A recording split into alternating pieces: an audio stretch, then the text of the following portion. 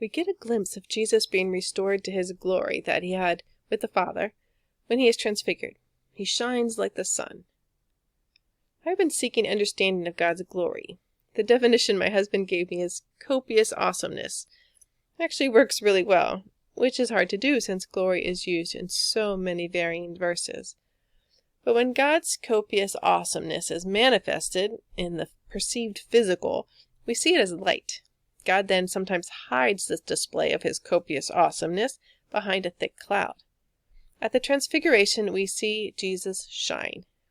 We are being transformed into his likeness, glory to glory. Those who are righteous will shine like the sun. That's from Matthew 13:43. Will shine like Jesus.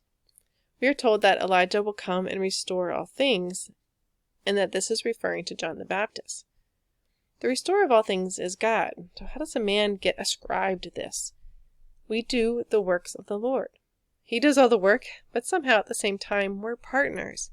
John the Baptist was sent to spread the message of preparation for the Lord's coming.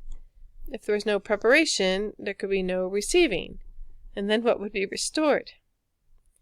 The Lord sends John, directs his life and mission. The Lord speaks through John. John restores all things.